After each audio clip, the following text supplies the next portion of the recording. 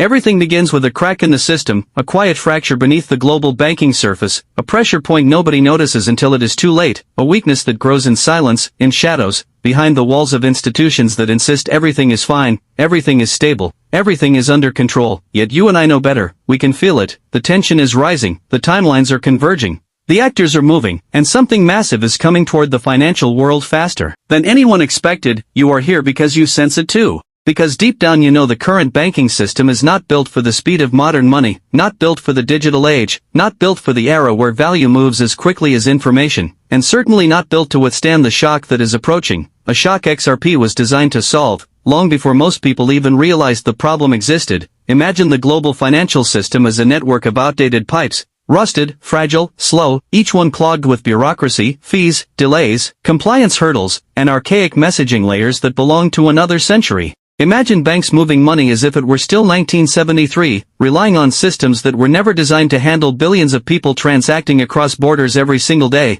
Imagine the pressure inside those pipes as global trade expands, as digital economies grow, as central banks upgrade to digital currencies, and as geopolitical tensions rise. Now imagine what happens when those pipes burst. The truth is simple, the system cannot keep up, and regulators know it, central banks know it, the IMF knows it, the BIS knows it, and the biggest institutions in the world know it too. They know settlement is the weakness, they know liquidity is the bottleneck, they know speed is the demand, and they know efficiency is the future, but traditional systems cannot deliver any of it, not at scale, not in real time, not globally, and certainly not cheaply. This entire global pressure has been building for decades, the delays, the failed transactions, the trapped capital, the nostro accounts, the nostro drains, the liquidity fractures, the cross-border inefficiencies, the trillion-dollar opportunity cost, all of it leading to one singular truth: the world needs a bridge asset. The world needs a solution that connects every currency, every bank, every payment system, without friction, without delay, and without the risks embedded in the old architecture. And this is where XRP enters the narrative, not as a speculative token, not as a meme, not as a random altcoin, but as a purpose-built tool engineered to solve one of the most urgent financial problems of the 21st century, the problem of global liquidity and cross-border settlement. The suspense grows as regulators quietly prepare new frameworks, as timelines tighten, as digital transformation accelerates, as sovereign stablecoins rise, as institutions begin repositioning, as banks explore replacement systems behind the scenes, and yet the public remains unaware of how close the system is to breaking, unaware of how intricate the problem is, unaware of how dependent the global economy is on outdated settlement rails, unaware that one regulatory switch, one technological upgrade, one institutional adoption wave could reshape everything overnight. Let us walk deeper into this. The core banking problem is not simply messaging. SWIFT sends messages, but does not move money. It does not actually settle anything. True settlement happens through layers of intermediaries, correspondent banks, nostro accounts, pre-funded liquidity pools, multiple hops, each hop increasing delays, increasing costs, increasing exposure, increasing counterparty risk.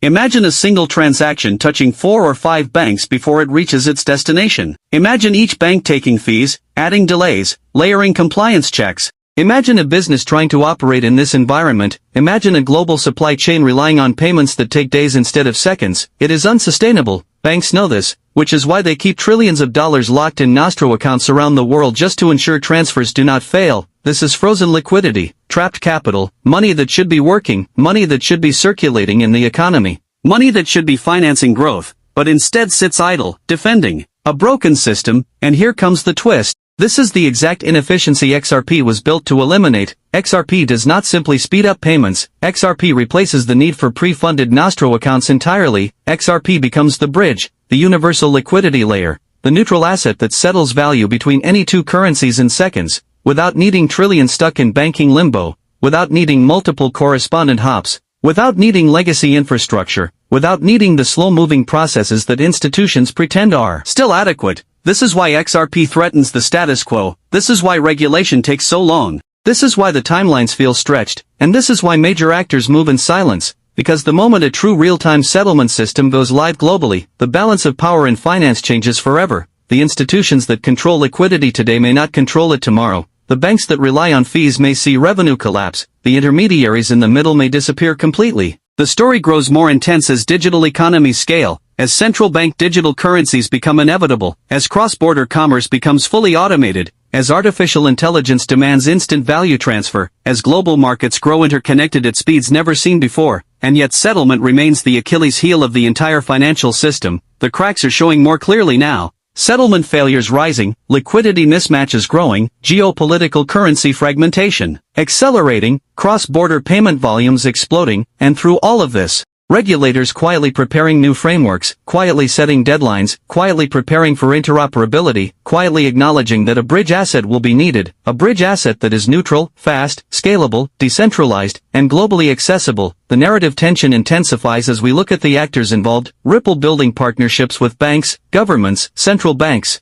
payment providers, the IMF releasing reports on cross-border settlement inefficiencies, the BIS pushing for real-time global settlement models, fintech giants preparing for tokenized value transfer, investment banks exploring institutional liquidity hubs. Everywhere you look, the pressure grows, the demand becomes undeniable, the infrastructure begins shifting, but the public still does not see it, the markets still underestimate it, the mainstream still ignores it. They do not see the problem brewing underneath, the pressure behind the system, the flaw in the foundation, the liquidity crisis waiting to erupt, the settlement bottleneck waiting to snap. They do not realize how big the problem is or how close the solution already sits. And that solution is engineered to activate the moment the old system breaks, the moment regulators approve the frameworks, the moment institutional corridors open, the moment international liquidity pools begin connecting, the moment global payment networks begin migrating, the moment banks can no longer ignore the obvious reality. Everything leads to a single conclusion: the banking system's biggest problem is liquidity, and XRP solves liquidity. The banking system's biggest weakness is settlement, and XRP settles in seconds. The banking system's biggest cost is pre-funding, and XRP eliminates pre-funding. The banking system's biggest barrier is interoperability, and XRP bridges every currency, every network, every region. The suspense builds as you imagine the world after the switch flips. Imagine banks executing global payments instantly. Imagine businesses operating without delays. Imagine capital flowing freely across borders. Imagine the financial markets syncing in real time. Imagine a world where money moves as easily as information, and imagine XRP at the center of that transformation. The timelines accelerate, the tension rises, the actors position themselves quietly but decisively, and the global financial system inches closer to the moment where it either evolves or collapses, a moment XRP was purpose-built to resolve, and now XRP holders stand on the edge of this transition, watching the old system strain under its own weight, watching the institutions scramble to modernize, watching the regulators finalize the frameworks, watching the liquidity crisis spread, watching the bridge asset designed to solve it all wait at the edge of activation. This is the story the world is missing, the problem XRP solves, the crisis banks are approaching, the pressure regulators are trying to manage, the transformation that is closer than anyone realizes, and you are watching it unfold in real time. XRP was not built to win a price race, it was built to solve a global problem, a problem large enough to reshape the financial world, a problem that cannot go unresolved much longer, a problem that grows every single day, and a problem that demands a solution engineered for speed, efficiency, and global scale, and that solution is XRP. The bridge asset designed to rebuild the financial system when the old one finally breaks, the asset positioned not for speculation, but for necessity, inevitability, and systemic transformation. The tension remains, the timeline tightens, and the world prepares for what comes next, because the banking system problem is growing, and XRP is waiting to solve it.